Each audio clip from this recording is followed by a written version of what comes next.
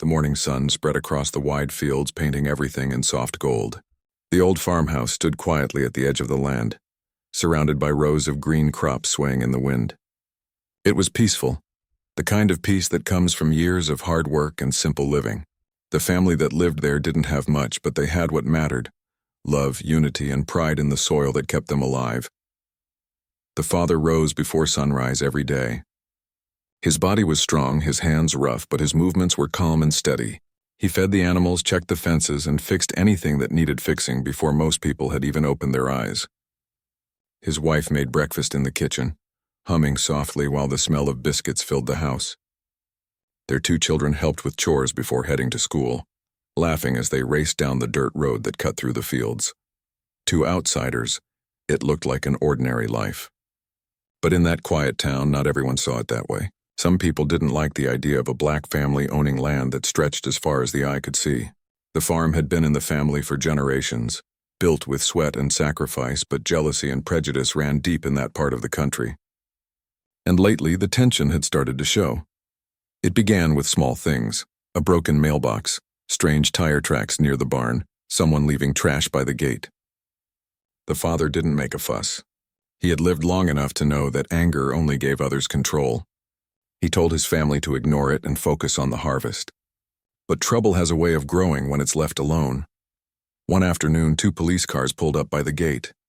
The sound of tires grinding on gravel made the mother stop mid-step. The father was near the field, and when he saw the flashing lights, he wiped his hands and walked back toward the house. The officers stepped out slowly, their faces serious, their hands resting on their belts. "Afternoon," the father said politely. "Can I help you?" They didn't answer right away. One of them scanned the yard, his eyes sharp and suspicious, as if searching for something that wasn't there. The other one finally spoke. "We got a call about stolen equipment. Mind if we take a look around?" The father frowned slightly. "Stolen equipment? From who?" "Just routine, sir," the first one said, already moving toward the barn. The father stayed calm.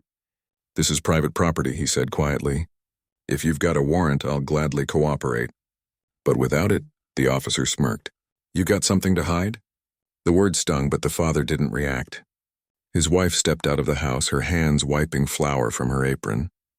The children peeked from the porch, their eyes wide. The father motioned for them to go back inside. "I have nothing to hide," he said, his tone firm but respectful. "But the law's the law. You need permission to step on my land."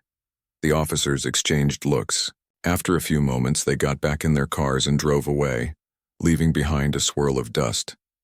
That night, the mother couldn't sleep. "They'll be back," she whispered. "I saw how they looked at you." The father stared out the window, watching the moonlight fall across the field. "Let them come," he said softly. "We've done nothing wrong."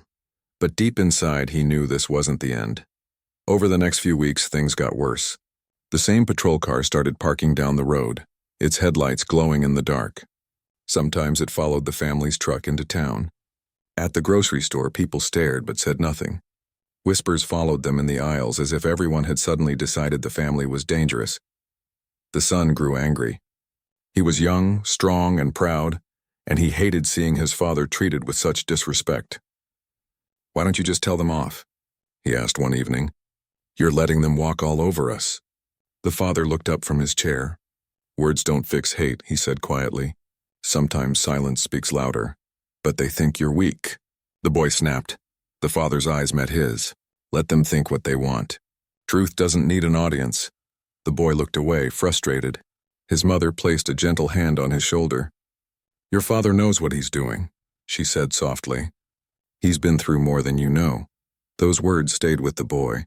He often wondered what his father meant by more. He knew his father had once served in the military, but he never spoke about it.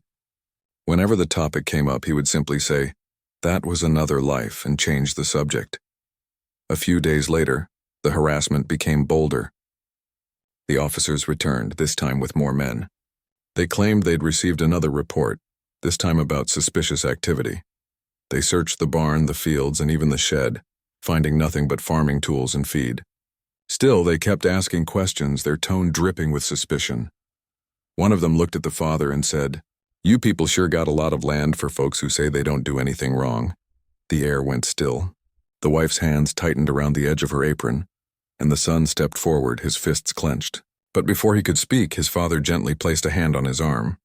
"That's enough," the father said calmly. "You've done your search. Now leave." The officer smirked again, clearly disappointed that he hadn't provoked a reaction. "You take care now," he said with fake politeness as they left. That night, the family sat in silence at the dinner table. The food went untouched. The mother stared at the floor, the children quiet and tense. The father spoke finally, his voice low. "They want us to lose control." "Don't give them that," the son shook his head. "You can't just let them treat us like this." "What are you waiting for?" The father didn't answer. He simply looked out the window again at the wide, endless darkness beyond the field. The next morning, he went to town alone. He stopped by the sheriff's office to file a complaint, but the sheriff barely looked at him. "My men are just doing their jobs," the sheriff said. "If you've got nothing to hide, you've got nothing to worry about." The father stood quietly for a moment, studying the man behind the desk. "Respect goes both ways," he said finally, then turned and left. By the time he got home, the air felt heavier. The family could sense that something had shifted. The father didn't say much, but his silence carried weight.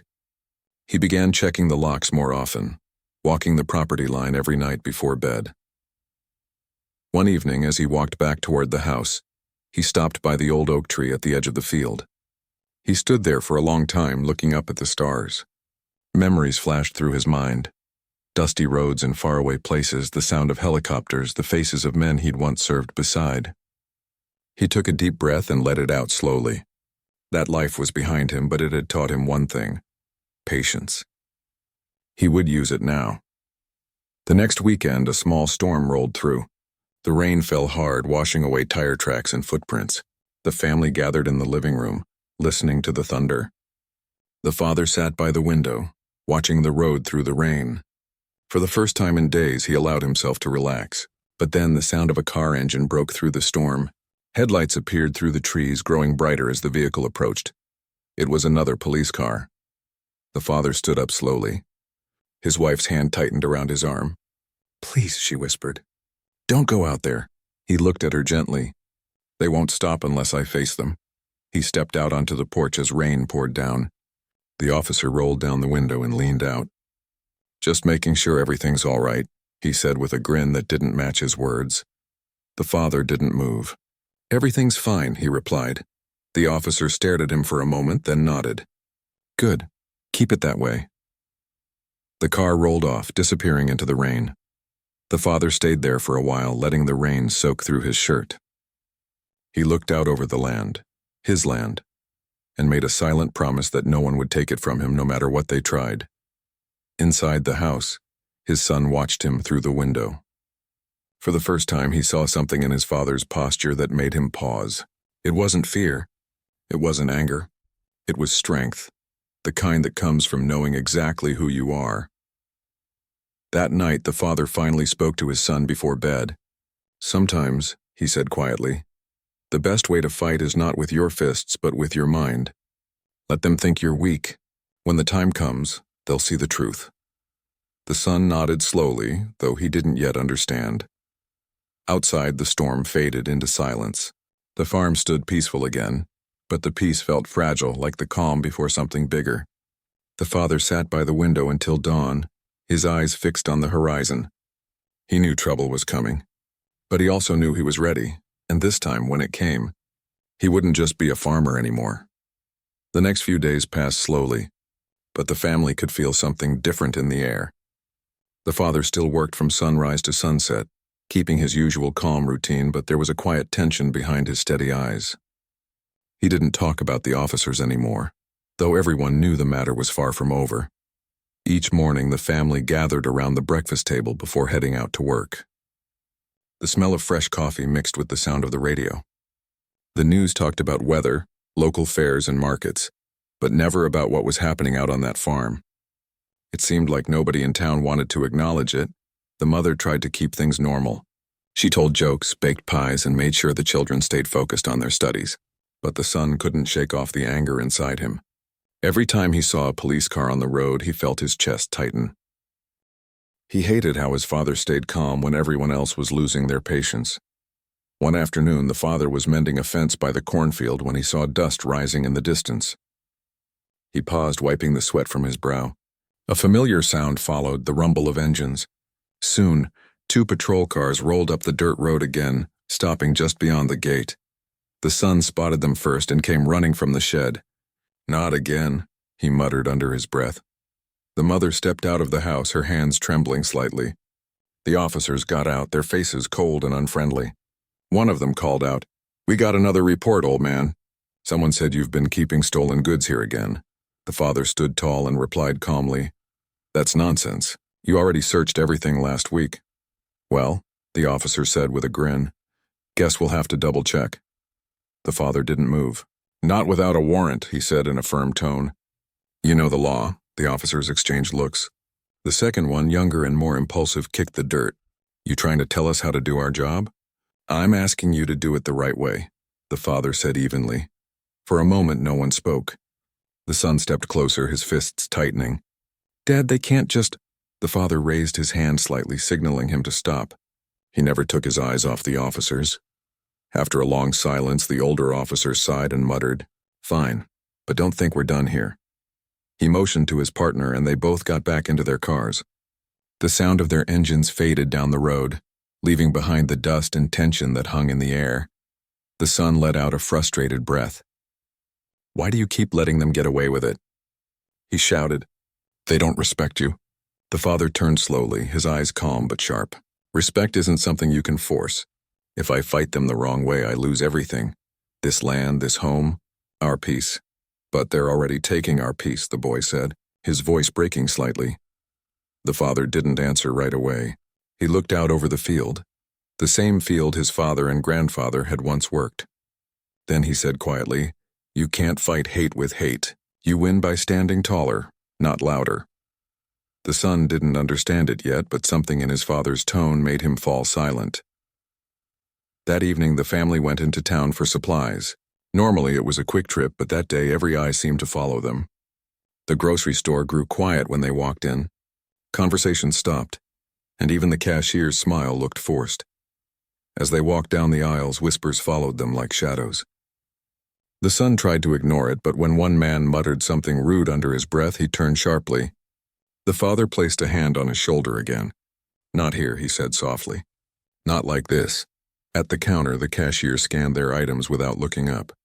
When it came time to pay, she hesitated before handing the change back, her hand trembling slightly. It was small, but it said everything. Back in the truck, the mother stared out the window in silence. "It's like we don't belong here anymore," she whispered. The father started the engine. "That's exactly what they want us to think," he said. "But this land is ours. We earned it. We built it. And we'll stay." That night, the wind howled outside. The father sat in his chair, watching the flames in the fireplace flicker. The son sat across from him, restless. "What did you do before all this?" the boy asked suddenly. "Before the farm?" The father didn't look away from the fire. "I served," he said quietly, "in the army." "Yes," the father said. "A long time ago." "What did you do there?" The father's eyes darkened slightly, the reflection of the fire dancing in them. "Things I don't like to talk about," he said softly. Then after a pause, he added, "But I learned how to stand firm no matter who tries to push you down."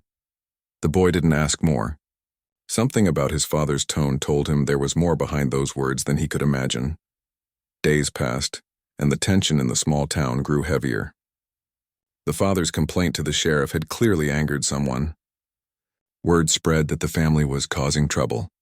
Some neighbors stopped waving when they drove by. Others acted friendly but avoided coming too close. Then, one Saturday afternoon, the family was driving home from the market when they saw flashing lights behind them. The father pulled over calmly. 2 deputies approached the truck.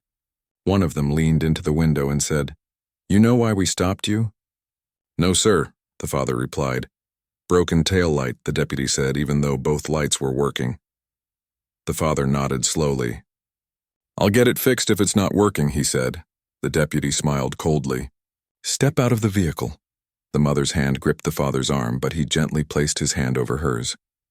"It's all right," he whispered, then stepped out. The son clenched his jaw, watching as the deputies circled his father like wolves. They started asking pointless questions: where he was coming from, what he had in the truck, why his hands looked rough. Finally, one of them said, "We could take a look in the back. Make sure you're not hauling anything suspicious." The father looked at him calmly. "You have a warrant." The deputy smirked. "No need for one if you cooperate." "I've got nothing to hide," the father said. "But I know my rights." The other deputy rolled his eyes. "You people always think the law's on your side." The words hit like a stone. The father stayed silent, but his jaw tightened. The son couldn't take it anymore. He threw open his door. "Hey! You can't talk to him like that. Stay in the car," the father said firmly without turning around. His voice was sharp, commanding. The boy froze. After what felt like forever, the deputies backed off, muttering something under their breath before driving away. The father stood still for a moment, then walked back to the truck. Inside, the air was thick with anger and silence. "You should have let me say something," the son muttered. The father shook his head. "You would have made it worse." The son turned away, staring out the window. He didn't understand how his father could stay so calm, but deep down he also felt proud. There was something unbreakable about him, something that even those men couldn't touch. When they reached home, the father parked the truck and sat quietly for a while. The field stretched before them, peaceful and endless. "They'll come again," he said finally. "But next time they'll see a side of me they haven't seen yet." The mother looked at him with concern. "What do you mean?" He didn't answer. He just got out of the truck and started walking toward the barn. The setting sun painted his figure in orange light, his shadow stretching long across the ground. That night, after everyone went to bed, the father went to the shed behind the barn. He opened an old wooden chest that had been locked for years. Inside were small reminders of a lifelong past: dog tags, medals, and a folded flag. He ran his hand over them silently, then he pulled out a small box and opened it. Inside was a simple silver patch, worn and faded, marked with the insignia of an elite military unit. He stared at it for a long moment before closing the box and locking it again. The next morning, the family noticed a quiet determination in his movements. He worked with the same discipline as always, but his eyes looked sharper, his posture straighter. The mother watched him from the kitchen window, her heart heavy with both pride and worry. She knew something had shifted inside him. As the day went on, a neighbor stopped by with fresh eggs. "Heard about what happened," the man said quietly. "You be careful. Folks around here talk too much." The father nodded. "I've dealt with worse." The neighbor studied him for a moment, then said softly, "I believe you have." That evening, as the sun disappeared behind the hills, the father sat on the porch watching the horizon. The land lay silent, glowing under the last light of day. The air was cool and a faint wind brushed through the trees. He could feel something coming, something that would test him more than ever before. But for the first time in weeks, he wasn't afraid. He was ready. The next morning began like any other, but something in the air felt different. The sky was heavy with clouds, and the wind moved through the trees in slow, uneven gusts. The father stood by the fence line, his hands resting on the wood, his eyes scanning the long stretch of road that led to the main highway. It was quiet. Too quiet. He turned back toward the house, where his wife was hanging clothes on the line and the children were helping with the animals. Life on the farm went on, but under that calm surface, everyone carried the same unspoken fear. The family had stopped talking about the police visits, yet each time an engine sounded in the distance, they froze. The father could feel his family's tension, but he said nothing. He believed in staying steady no matter what. But deep inside, he knew this silence couldn't last forever. That afternoon, the sky turned dark. The son was in the barn fixing a latch when he heard the sound of engines again. Several this time. He ran to the doorway and froze. 3 police cars were pulling into the yard. The mother came out onto the porch, drying her hands on her apron. Her eyes widened as she counted the vehicles. "What do they want now?" she whispered. The father walked out of the barn, his shoulders straight, his steps slow and deliberate. The officers got out, their boots crunching on the gravel. This time there were more of them, 6 in total. They weren't here for a friendly chat. The sheriff himself stepped forward. His face was stern, his voice cold. "We're here on official business. We received another complaint about stolen property being hidden on your land." The father's jaw tightened slightly, but his voice remained calm. You've searched this property twice already. You know there's nothing here. The sheriff shrugged. Then it shouldn't bother you if we take another look. You still don't have a warrant, the father said quietly. The sheriff smirked. Sometimes good men have to act fast to catch bad ones. The son clenched his fists, stepping forward. You can't talk to him like that, he shouted. The sheriff turned to him sharply. Watch your tone, boy. Before the situation could get worse, the father spoke, his voice low but firm. Go back inside, he told his son. Now. The boy hesitated, his body shaking with anger, but he obeyed. He walked toward the porch, his mother grabbing his arm to keep him from turning back. The officers began walking toward the barn, ignoring the father's protests. They started opening doors, kicking boxes, overturning barrels, and throwing things aside. The sound of breaking wood echoed through the air.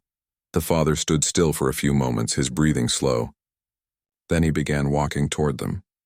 That's enough, he said, his tone cutting through the chaos. One of the deputies turned around. Stay back. The father stopped a few feet away.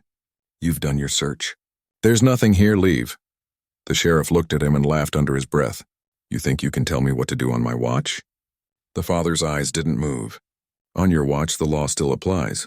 The sheriff's expression hardened. He took a step closer, his hand brushing against the holster at his waist. The air around them grew thick. The other officers went still. For a long moment, nobody moved. Then one of the younger deputies reached out and shoved the father back. Don't raise your voice to the sheriff. The father's boot slid slightly on the dirt. He steadied himself but didn't react. His hand stayed by his sides. He could feel his wife's eyes watching from the porch. He didn't want this to turn ugly, but the shove came again. Harder this time. The son tried to run out, but his mother held him tightly, whispering, No, don't. The father took one step back, then one forward. His voice was calm but sharper now. I said that's enough. The deputy smirked and moved closer again. Or what? What happened next was over in seconds. The deputy reached for his weapon, but before anyone could blink, the father's hand moved like lightning. He twisted the man's wrist, disarmed him in one motion, and held the gun pointed safely downward. His stance was firm, controlled, not angry, just precise. The other officers froze. None of them had expected that. The sheriff's mouth fell open. The father's expression didn't change. He looked calm, almost peaceful, but his eyes had the sharp focus of someone who had been in worse situations than this. I told you I don't want trouble, he said quietly, placing the gun gently on the ground. But I won't let you harm my family. No one spoke. Even the rain clouds above seemed to hold still. Finally, the sheriff cleared his throat. You just assaulted an officer, he said weakly. I stopped him from doing something foolish, the father replied. You should thank me. The silence stretched for a few seconds more before the sheriff gestured for his men to leave. They backed away slowly, one of them glaring, the others clearly shaken. As the cars drove off, the son ran out of the house, his face pale with shock. Dad, that was... The father held up a hand. Not a word, he said gently. He turned to his wife. Are you all right? She nodded, still trembling. You could have been hurt, she whispered. The father sighed. Sometimes standing your ground means more than standing still. That night, the house was quiet. The son couldn't sleep. He replayed the moment in his mind, his father moving faster than anyone he'd ever seen, calm even when outnumbered. He knew then that his father wasn't just a farmer. He was something else, something stronger. The next morning, the local news was already buzzing with stories. Someone had filmed part of the scene on their phone, and though it didn't show everything, it was enough to stir curiosity. By noon, reporters were calling and neighbors were driving by slowly, trying to catch a glimpse. The sheriff's office tried to keep it quiet, but rumors spread fast. People in town began whispering about who the farmer really was. Some said he was a retired soldier. Others claimed he'd worked for the government in secret missions. The truth was simpler and much deeper. That evening, a black SUV pulled into the yard. It wasn't the police this time. A tall man in a suit stepped out carrying a briefcase. The father met him halfway down the path. They shook hands like old friends. The man spoke softly, but his tone carried weight. You didn't tell them, did you? No reason to, the father replied. The man smiled faintly. Still the same as ever, always calm under fire. The family watched from the porch, curious but unsure. The conversation was short. When the man left, the father walked back slowly, his expression thoughtful. The son couldn't hold it in anymore. "Who was that?" The father looked at him quietly. "An old friend." "From the army?" He nodded. "From before the farm." The boy waited, hoping he would say more. But he didn't. He just went back to the barn and started fixing a loose hinge, as if nothing had happened. Later that night, when everyone had gone to bed, the father sat by the kitchen table, staring at the old box he'd opened before. He didn't open it this time. He just rested his hand on it, lost in thought. The past had followed him home, and there was no hiding it anymore. The next day, the news spread even further. A local paper ran a short article titled, "Farmer Defends His Family Against Harassment," and though it didn't mention names, everyone in town knew exactly who it was about. By evening, the sheriff came back, this time alone. He parked his car outside the gate and didn't get out. The father walked down the path slowly, hands in his pockets. After a long silence, the sheriff rolled down his window. "You made quite a scene the other day," he said quietly. "You made one first," the father replied. The sheriff looked tired now. "Who are you, really?" The father met his eyes. "Just a man who wants peace." The sheriff stared at him for a long moment, then nodded slowly. "Maybe I underestimated you." "Most people do," the father said, turning back toward his house. The sheriff didn't stop him. He drove away without another word. That night, the family sat together on the porch. The crickets sang in the distance, and the stars filled the sky again. For the first time in weeks, the air felt lighter. The son leaned back in his chair, looking up. "Dad," he said quietly, "I think I finally understand why you never fight with words." The father smiled faintly. "Words can be loud, but silence can speak louder when it's backed by truth." The boy nodded. "But who are you, really?" The father looked at the horizon. "You'll know soon enough," he said softly. "The truth always finds its way out." Inside the house, the mother watched her husband from the window. He looked calm again, but she knew something bigger was coming. She could feel it in her bones. The man she had married was more than a farmer, and soon the whole world would know it too. The next morning, the small town was buzzing with whispers. People were talking in the diner, at the gas station, and even outside the small church near the fields. Everyone had heard about what happened at the farm. Some said the farmer fought off a group of deputies. Others said he used military moves no one had ever seen before. No one knew what to believe, but everyone was talking about it. The farmer woke up early that morning, as he always did. He stepped outside, the air cool and quiet after the storm of last night. His hands were rough from years of work, but he didn't feel tired. Instead, he felt strangely calm, like a heavy weight had been lifted. His wife came to the porch and asked quietly, "What's going to happen now?" He looked out toward the fields where the sun was slowly climbing. "Whatever comes," he said softly, "we'll face it together." But it didn't take long for the outside world to come knocking. Before noon, several cars pulled up near the gate. News vans, reporters, and people with cameras. They had heard the story from someone in town and wanted to see the man behind it. The farmer didn't want attention. He didn't like cameras or questions. But he knew he couldn't hide anymore.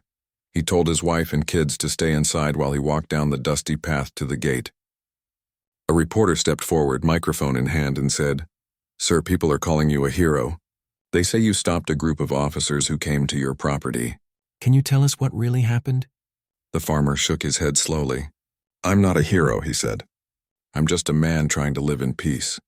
The reporters pressed harder, asking why the deputies came, why they searched his barn, why he didn't call the sheriff's office himself. He didn't answer. He just told them, "Some things aren't worth fighting with words." Then he walked back to his porch, sat in his old chair, and stayed quiet. But the silence only made people more curious. Later that afternoon, 2 black SUVs arrived. A few men in dark suits stepped out, along with a gray-haired officer wearing a badge that wasn't from the local county. He looked serious but respectful. He approached the porch and said, "Sir, we're here to talk about what happened last night." The farmer nodded. "I figured you would be." The officer looked around, saw the reporters at the end of the road, and lowered his voice. "You handled yourself like someone who's seen combat. You moved like someone trained. I've seen that stance before. Are you going to tell me who you really are?" The farmer didn't answer right away. He looked out across his land, the rows of corn swaying in the breeze. Finally, he said, "I used to be part of something I don't talk about anymore. That life is behind me." The officer studied him for a moment and then gave a small nod. "Delta Force?" he asked quietly. The farmer's eyes flickered, but he didn't confirm or deny. The silence was enough. The officer straightened up, understanding everything. "I thought so," he said. "I served in the 75th Ranger Regiment. We crossed paths with your kind once. I remember your face."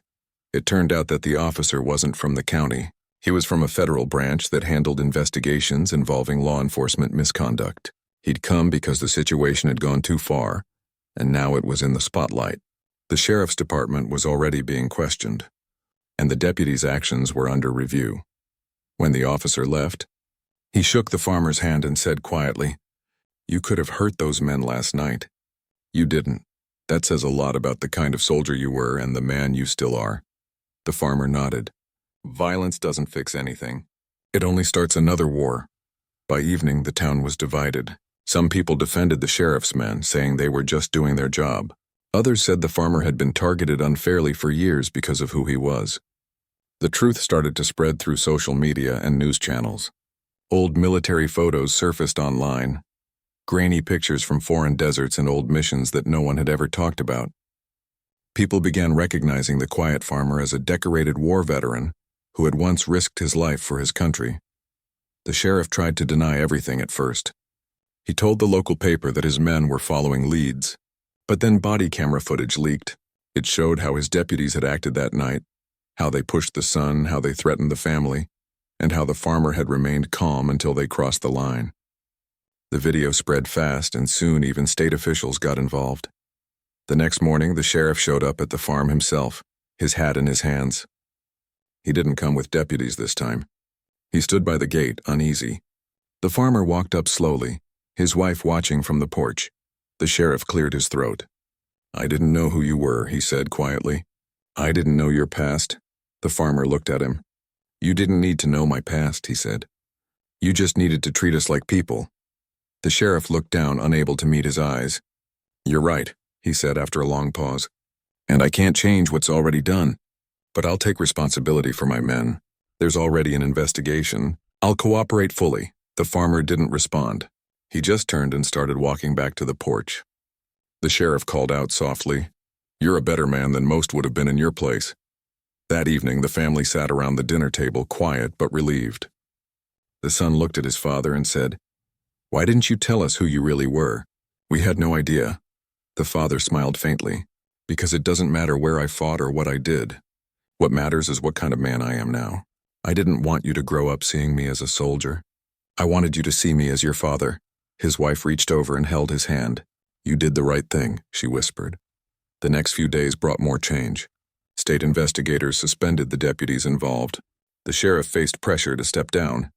The story of the farmer made national news, not because of his combat past, but because of how he handled injustice with strength and peace. One morning, the same officer from the federal branch came back carrying a folder. He handed it to the farmer and said, "These are your service records. People are requesting an interview. They want to honor you publicly." The farmer looked at the folder but didn't open it. "I appreciate it," he said quietly, "but I don't need to be honored.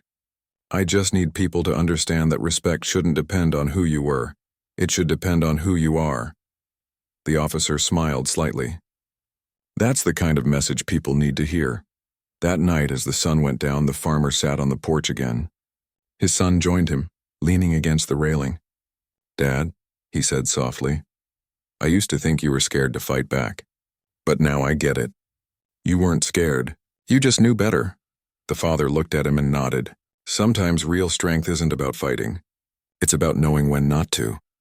The sound of crickets filled the quiet night. The land that had once felt like a prison now felt peaceful again. The crop swayed gently under the moonlight, and the house that had been filled with fear now felt like home again. In the days that followed, letters began arriving at the farm, handwritten notes from strangers across the country. Some were from veterans who thanked him for reminding them what honor meant. Others were from ordinary people who said his story gave them hope. He read each one quietly, sometimes with a smile, sometimes with tears in his eyes. He never sought attention. He never wanted fame. All he ever wanted was peace for his family and fairness for his neighbors. And slowly that peace began to return. When the news reporters finally left, the land fell silent again. The farmer went back to his work, planting seeds, fixing fences, and caring for his animals. But something had changed. People in town started treating him differently, not with fear but with respect. Even those who had once looked down on him now nodded politely when they saw him. And though he never said it out loud, the farmer knew one simple truth deep in his heart. Sometimes it takes courage not to fight, and sometimes it takes silence to teach the loudest lesson of all.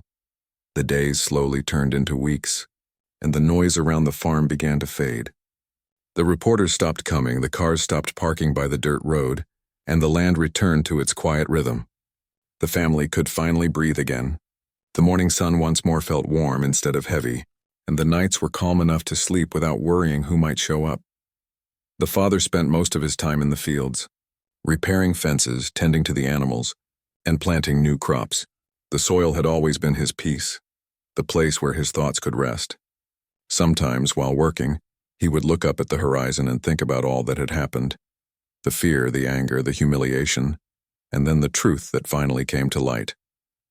It wasn't pride that filled him now. It was gratitude. He was grateful that his family was safe, that the land still stood strong, and that he hadn't let hate consume him. His wife noticed the change in him. He smiled more now, even laughed a little. She could tell he had made peace with the past, not just what had happened recently, but everything he had carried from the years before, the things he'd seen, the things he never talked about. One evening, as they sat on the porch watching the sunset, she said softly, "You finally look free." He glanced at her and smiled. "Maybe I am," he said. For the first time in a long while. Their son was changing too. He had always been fiery, quick to anger when he saw injustice, but now he understood things differently. He helped his father on the farm every morning before school, and one day while they were fixing a broken gate, he said, "I used to think being strong meant fighting back, but I see now it's more than that." His father paused, looking at him. "What do you think it means now?" The boy smiled faintly. "It means standing your ground without losing yourself." The father nodded slowly. "That's right," he said. "Strength isn't about how hard you can hit. It's about how long you can stand tall when the world tries to push you down." That night, the family had dinner together around the old wooden table. The light from the single lamp cast soft shadows on their faces. The mother looked around at her husband and children and said quietly, "We went through something none of us deserved, but maybe it showed us what really matters." Her husband nodded. "It did," he said. "It showed me that even when people act cruelly, we still have a choice. We can let it break us or we can let it teach us." In the following weeks, letters continued to arrive from strangers, farmers, veterans, families, and even a few police officers from other towns. They all said the same thing. His story had changed something in them. Some said it reminded them to stay calm when life got unfair. Others said it gave them hope that good people still exist. The farmer didn't reply to most of the letters. He didn't feel the need to, but he read every single one. Each word felt like a small seed of kindness planted in the soil of his heart. Eventually, the state held a small ceremony in his honor. It wasn't fancy. No big speeches, no grand music. Just a simple gathering at the community hall, with people from the town, local veterans, and a few officials. They presented him with a medal for his military service and for his courage in standing against injustice. When they handed it to him, he hesitated before taking it. He didn't see himself as a hero, but he accepted it quietly out of respect. When it was his turn to speak, everyone fell silent. He looked around the room, his eyes calm and humble, and said, "I didn't want any of this attention. I just wanted to live my life with my family in peace. I didn't ask for trouble, but when it came, I remembered something my old commander once told me. He said the hardest battles are the ones that test your character, not your strength. That's what this was, a test of who I wanted to be."